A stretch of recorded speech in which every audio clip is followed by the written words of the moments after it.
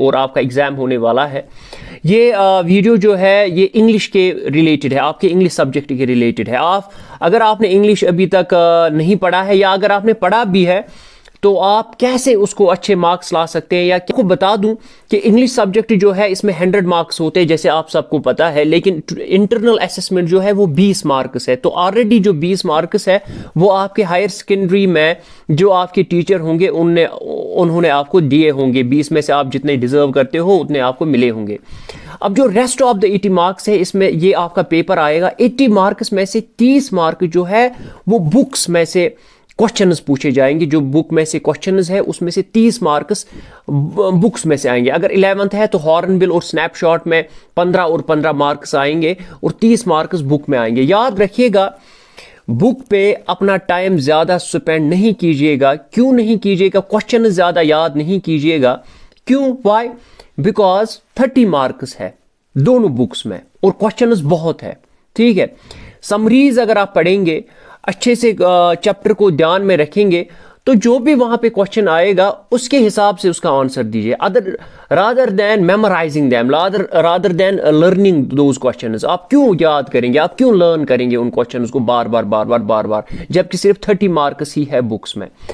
और जो दूसरा पार्ट है that is called the technical part, दोनों क्लासेस के लिए 11th और 12th के लिए। जो टेक्निकल पार्ट है उसमें 50 मार्क्स है, यानी कि ये 50 मार्क्स जो है टेक्निकल पार्ट में ये 3 हिस्सों में डिवाइड किए गए हैं। 3 हिस्सों में, एक रीडिंग कम्प्रहेंशन जिसमें 20 मार्क्स आपको होंगे, और दूसरा जो है उसको कहते हैं हम राइटिंग स्किल्स जिसमें 22 मार्क्स आपको होंगे दोनों क्लासेस को, 11th और 12th को। और जो तीसरा पार्ट है जिसे कहते हैं ग्रामर में आपको 8 मार्क्स आएंगे। याद रखिएगा जो पहला रीडिंग कम्प्रहेंशन है इसमें ये this is further divided into 2 parts. एक को हम कहते हैं नोट मेकिंग और दूसरे को हम कहते हैं अनसीन पैसेज। देखिए अनसीन पैसेज जो है इसमें 10 मार्क्स आपको, ये पहला क्वेश्चन होगा। This will be the first question in your paper. तो पहला क्वेश्चन होगा अनसीन पैसेज का। इसमें एक पैसेज दी जाएगी और इस पैसेज के आपको क्या करना है काम। इस पैसेज में आपको नीचे 10 क्वेश्चंस दिए होंगे, फिल इन द ब्लैंक्स दिए होंगे या ट्रू फॉल्स दिए होंगे या एमसीक्यूज डाले होंगे, तो उनको आपको जवाब देना है। बहुत इजी है, ये 10 मार्क्स आपके हाथ में है, कोई मसला नहीं है बड़ा। इसके बाद जो दूसरा क्वेश्चन है वो होगा रीडिंग कम्प्रहेंशन में से जो दूसरा क्वेश्चन होगा। 20 मार्क्स है रीडिंग कम्प्रहेंशन को, 10 मार्क्स हो गए। अब 10 मार्क्स का क्वेश्चन कौन होगा? Note making. याद रखिएगा नोट मेकिंग एक बड़ा लंबा सा 2000 वर्ड्स का होगा और वो आपको शॉर्ट करना है, नोट्स बनाने हैं। अब नोट्स कैसे बनाने हैं, वो मैं आपको दिखाऊंगा दूसरे वीडियो में कि नोट्स कैसे बनाते हैं।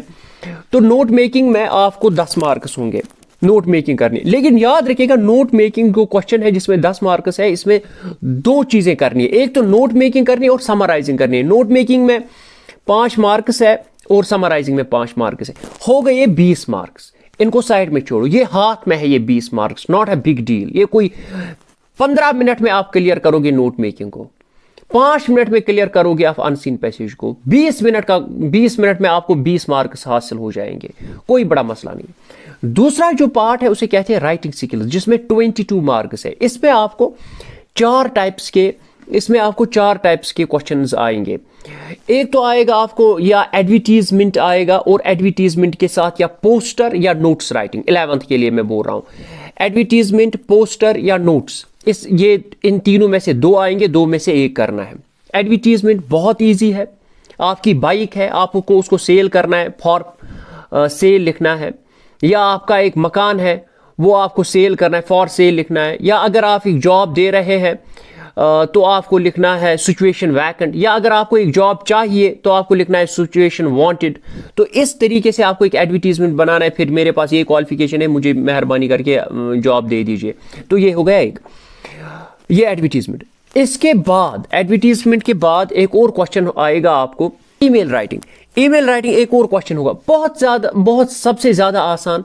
आप अपने मोबाइल में जाइए, जीमेल में जाइए, वहां कंपोज बटन क्लिक कीजिए और वहां पे ईमेल आपको दिखेगा। वो बॉक्स बनाना है, पहले लिखना है फ्रॉम, फिर लिखना है टू, फिर लिखना है सब्जेक्ट, CC और BCC लिखना है पहले, फिर लिखना है सब्जेक्ट, फिर कंपोज मेल करना है, फिर नीचे से बंद करना है कंप्लीट्स योर ईमेल। इसमें 4 मार्क्स है, इजी है। लेटर राइटिंग लिखनी है। लेटर राइटिंग जो है मैं नेक्स्ट वीडियो में जब मैं नोट मेकिंग बताऊंगा उस टाइम में लेटर राइटिंग भी बताऊंगा आपको कि कैसे लिखनी है एक लेटर राइटिंग। उसका प्रॉपर फॉर्मेट आपको पता होना चाहिए। याद रखिएगा सेंडर्स एड्रेस सबसे पहले लिखा जाता है और इस तरीके से। और एक क्वेश्चन पूछा जाएगा, इस राइटिंग स्किल्स की मैं बात कर रहा हूं जिसमें 22 मार्क्स है, और एक क्वेश्चन इसमें पूछा जाएगा लास्ट में, वो होगा स्पीच या डिबेट या रिपोर्ट राइटिंग, इनमें से कोई ना कोई आएगा। तो इजी है, स्पीच लिखना कोई बड़ी बात नहीं है। पहले कोडर याद रखिएगा, कोडर एक अच्छी चीज़ है स्पीच लिखने के लिए या ऐसे लिखने के लिए या आर्टिकल लिखने के लिए या स्पीच लिखने के लिए। कोडर फॉलो कीजिए। कोडर क्या होता है? सी का मतलब होता है कलेक्टिंग आइडिया। पहले आप आइडियाज कलेक्ट करिए, फिर ऑर्डर कीजिए उनको, पहले क्या फिर क्या फिर क्या फिर क्या फिर कलेक्ट आइडिया। क्या रफ आंसर शीट के पीछे जो है वहां पे लिखिए, पहले ऐसे, फिर ये वाला आइडिया, फिर ये वाला आइडिया, फिर ये वाला आइडिया। तो अगर आपने 15 आइडिया वहां पे जमा किए तो 15 में से 2-2 लाइंस आप लिखेंगे तो 30 लाइंस हो गई, तो हो गया आपका ऐसे, नॉट अ बिग डील।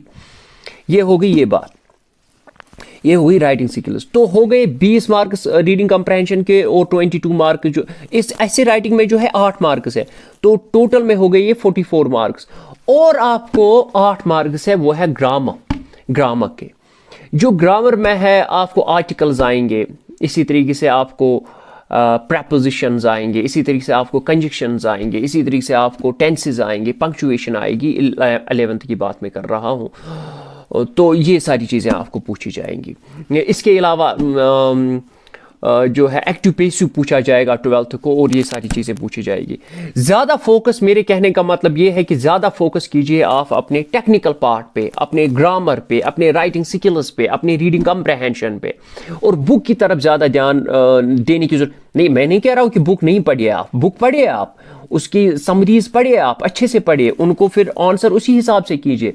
लेकिन ज़्यादा मार्क जो है, अगर आपको पास होना है, तो अगर पास के लिए अगर आप एग्जामिनेशन क्वालिफाई करने की कोशिश कर रहे हैं तो टेक्निकल पार्ट पे ज़्यादा ध्यान दीजिए। शुक्रिया।